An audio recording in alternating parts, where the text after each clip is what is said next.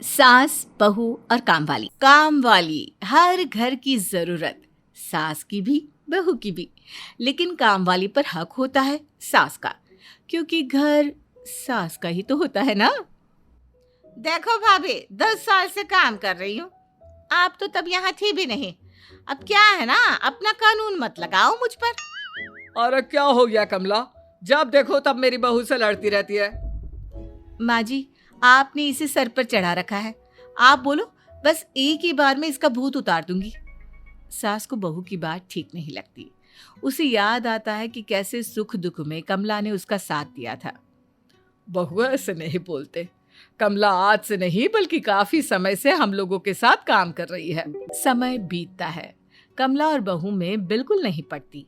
एक रोज, माँ जी, आज स्कूल में तो बिल्कुल थक गई हूँ, ऊपर से सैलरी भी 2 दिन की कट कर आई है। हाँ, तू 2 दिन बीमार थी ना बहू, इसलिए। सास बहुत ही नम्र व्यवहार की औरत थी, लेकिन बहू उतनी ही तेज तर्रार, किसी को कुछ ना समझने वाली। बहू कमरे में चली जाती है और वहां जाकर बड़बड़ाने लगती है। बस, तो बीमार थी तो पैसे कट गए। अरे बीमार होना गुनाह है क्या? खुद तो काम करती नहीं, सारा दिन घर पर पड़ी रहती है। कैसे पता चलेगा जब सैलरी कट कर आती है तो कितना दुख लगता है। तभी वहां झाड़ू लेकर नौकरानी आ जाती है। देखो भाभी, आंटी जी के बारे में ऐसा ना बोलो। माना कि उनको नहीं पता कि कमाई कैसे होती है, लेकिन कम कमाई में कैसे घर चलता है वो उनसे अच्छा कोई नहीं ना जान सकता। हाँ, देख, मुझे ज्ञान ना दे। मेरे और सास के बीच की बात है। वैसे भी तू है कौन? घर की सदस्य तो है नहीं, नौकरानी है, नौकरानी बनकर रह। हाँ भाभी जी, नौकरानी तो हूँ, लेकिन आंटी जी ने कभी महसूस नहीं होने दिया। अरे मैं काम करती हूँ, कोई मुफ्त का पैसा नहीं लेती आपसे। बहू को तो अब इतना गुस्सा आ जाता है कि वो सोच लेती है कि वो नौकरानी को निकाल कर बाहर कर देगी। और फिर, माँ जी देखिए, मैं इस नौकरानी के साथ घर में नहीं रह सकती हूँ। ये इतनी बदतमीज है, क्या बोलूं। हर बात पर जवाब देती है, हर बात पर गुस्सा करती है। मुझे तो लगता है कि नौकरानी ये नहीं, मैं हूँ। सास, जिसने कभी गुस्सा किया ही नहीं। अरे बहू, वो नौकरानी है, उसका लेवल और तेरा लेवल अलग है। उसके मुंह क्यों लगती है? ना लगाकर उसके मुंह, वो तो उतना ही बोलेगी ना जितनी उसकी समझ है। हाँ, मतलब यहाँ भी माँ जी मेरी ही गलती है, नौकरानी की नहीं। ठीक है। खैर, सास बहू के बीच नौकरानी का मसला बढ़ता ही जाता है। सास बहू को समझाने की कोशिश करती, लेकिन बहू को कोई बात समझ में ही नहीं आती। फिर एक दिन, देखा माँ जी, आज फिर नहीं आई। जब देखो तब छुट्टी ले लेती है। इस बार भी बिना बताए घर पर बैठ गई है। बात करती हूँ उससे कि बिना बताए ऐसे छुट्टी ना किया करे। माँ जी, मैं तो कहती हूँ उसके पैसे काट लेते हैं। देखिए, आखिर मेरे भी तो कटते हैं ना जब मैं स्कूल नहीं जाती हूँ। अरे बेटा, वो थोड़े पैसे कमाती है, तुम ज्यादा कमाती हो। फिर अपनी तुलना तुम उस नौकरानी से क्यों कर रही हो? बहू को सास की बात पर गुस्सा आ जाता है। मैं नहीं जानती माँ जी, अब तो उसकी हर छुट्टी का पैसा काटा जाएगा। वो नहीं आती है तो काम मुझे करना पड़ता है ना। सबको सही समय पर नाश्ता पानी, घर की सफाई से लेकर बर्तन, सब मैं करती हूँ। वो तो सही है बेटा, लेकिन मैं एक नौकरानी के 1-2 दिन के पैसे नहीं काट सकती।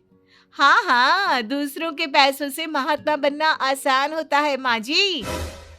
अब सास को बहू की बात पर गुस्सा आ जाता है। दूसरे का पैसा? मतलब तू ये बोलना चाहती है कि मैं तेरे पैसे से उसे सैलरी देती हूँ, इसलिए मैं उसे कुछ बोलने के लायक नहीं हूँ, है ना? बहू कुछ नहीं बोलती, वहां से चली जाती है। अब तो दोनों के बीच नौकरानी की समस्या बढ़ती ही जाती है। क्या बात है माँ, आजकल घर बड़ा शांत शांत रहता है, वरना पहले तुम्हारी और तुम्हारी बहू की बातों का सिलसिला खत्म ही नहीं होता था। बेटा, अब हम दोनों के विचार नहीं मिलते। अरे ऐसा क्या हो गया माँ? वैसे वो बोल रही थी कि नौकरानी को अपने सर पर चढ़ा रखा है। अरे उसे निकाल क्यों नहीं देती? माँ कुछ नहीं कहती। तभी बहू आ जाती है। वो कैसे निकाल सकती हैं? अरे पुरानी जो है, माँ जी के इमोशंस जुड़े हैं ना उससे।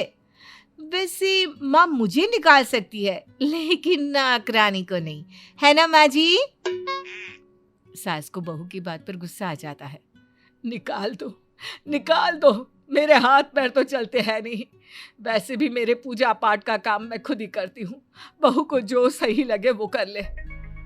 बहू को तो मुंह मांगी मुराद मिल जाती है। अब जब अगले दिन नौकरानी आती है, सुन कमला, कल से आने की जरूरत नहीं है, और हाँ, जितना तेरा आज तक का बना है ना, ले जाना। सास को कमला का चेहरा देखकर दुख लगता है, लेकिन वो कुछ नहीं कह पाती। अरे का हो गया भाभी, मैं सही काम नहीं कर रही हूँ का? मेरा काम मत छुड़वाओ ना ऐसे। काम तू कैसा कर रही है, मसला वो नहीं है। मसला है छुट्टी बिना बताए। जो तू छुट्टी करती है ना, वो ठीक नहीं है। हम लोग भी तो काम करते हैं, लेकिन मजाल है कि एक भी पैसा ना कटे। जितने दिन ऑफिस उतने दिन की पेमेंट। मालकिन काट लेना पैसे, लेकिन इस तरह नौकरी से ना निकालो। ये घर मुझे घर सा लगता है। अब आ गई ना तू लाइन पर। पहले तो भाभी, अब मालकिन। नौकरानी के लाख रोने गाने से भी बहू को कोई असर नहीं होता और वो नौकरानी को निकाल देती है। फिर तलाश शुरू होती है एक नई नौकरानी की। वहीं कमला अपने नौकरानी बिरादरी में ये साफ कर देती है कि कोई भी इस घर में काम नहीं करेगा। एक रोज बहू हार कर, माँ जी, न जाने क्यों कोई नौकरानी काम करने को राजी नहीं है। घर और स्कूल का काम कर करके तो मेरी सारी एनर्जी खत्म हो गई है। मैंने तो पहले ही कहा था, जो है वो सही है। अरे पैसे काट लेती छुट्टी के। हाँ, पर अब क्या करूं? माँ जी देखिए, मैं नौकरानी के आगे बिल्कुल झुकना नहीं चाहती हूँ।